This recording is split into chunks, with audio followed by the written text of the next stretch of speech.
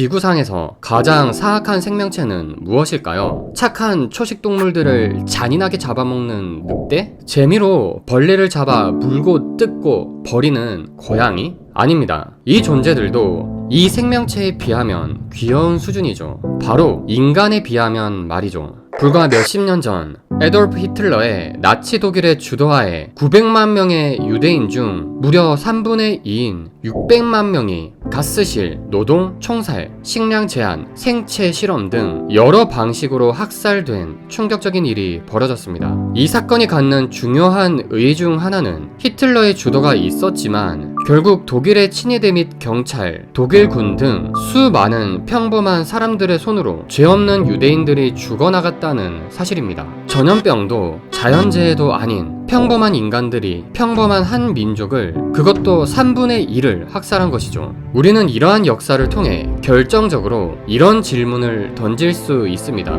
살인과 같은 악한 행위를 평범한 사람들도 누구나 상황에 따라 충분히 행해질 수 있는 부분인가? 결국 모든 인간은 근본적으로 악한 존재인 것인가?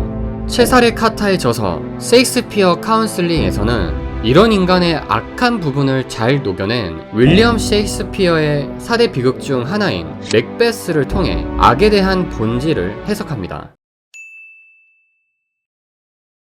맥베스는 스코틀랜드의 훌륭한 장군이었는데 그가 왕이 되길 원하는 부인의 야망에 휩쓸려 맥베스는 이후 왕을 살해하고 자신이 왕의 자리에 올랐고, 더 욕심이 생긴 그는 자신의 자리를 위협하는 다른 존재들까지 모조리 살해하게 됩니다.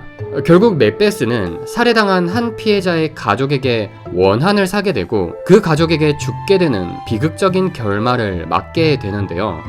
17세기에 나온 이 희곡의 가장 큰 특징은 바로 주인공을 포함해 선한 인물이 나오지 않는다는 점인데요. 이는 인간은 선한 사람과 악한 사람으로 나뉜다는 기존 통념을 완전히 뒤엎어버린 설정이었죠. 셰익스피어 카운슬링의 저자는 이 작품에서 중요한 질문은 맥베스가 왜 악한 사람으로 변했는가에 대한 부분이고, 그 해답은 바로 욕망 때문이라고 이야기합니다. 악을 어떻게 정의 내리느냐에 따라 관점이 달라질 수는 있겠지만 흔히 우리가 상상하는 악의 개념으로 본다면 모든 인간은 선천적으로 마음속에 악한 부분을 갖고 태어납니다.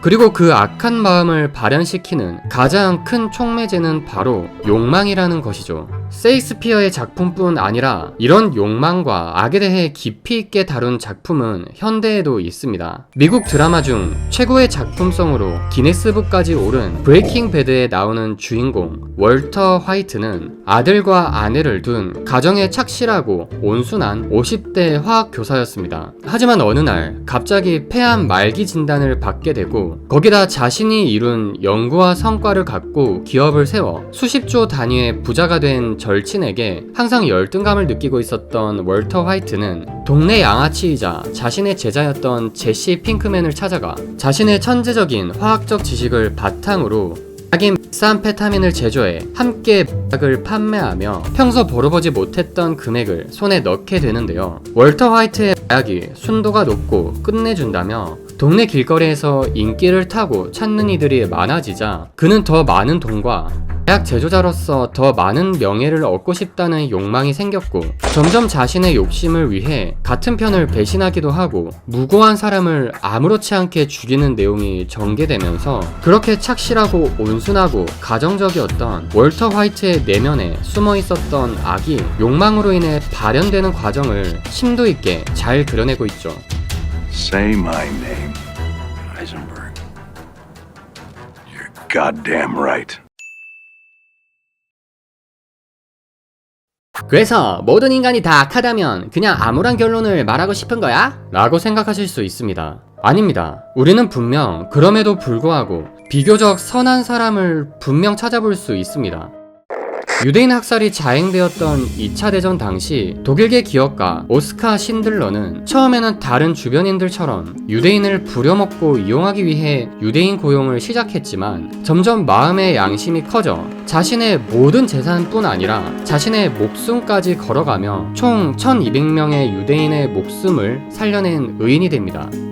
여기서 핵심 포인트는 그도 다른 사람들과 똑같이 처음에는 유대인을 부려먹으려고 하는 등 악한 마음 자체는 내재되어 있었다는 것입니다. 하지만 그가 남들과 다르게 의인이 될 수 있었던 핵심적인 차이는 바로 스스로 가진 악함에 대해 옳지 않다고 생각하는 태도와 양심과 가치관을 갖고 있었다는 부분입니다. 모든 사람의 본성이 악하다는 가정이 사실이라면 결국 악한 사람인지 아닌지를 결정짓는 여부는 자신의 내면에 있는 악한 부분을 의도적으로라도 절제하고 줄이고 노력하는 게 타당하다는 태도를 스스로 갖고 있는지 아닌지에 대한 차이 단 하나로 갈리게 될 것입니다. 그래서 우리가 누군가가 비교적 선한 사람인지를 확인하고 싶다면 그 사람이 이런 가치관을 갖고 있는지 그리고 이런 가치관을 실천하려고 하는 사람인지를 잘 확인해 봐야 된다는 것이죠.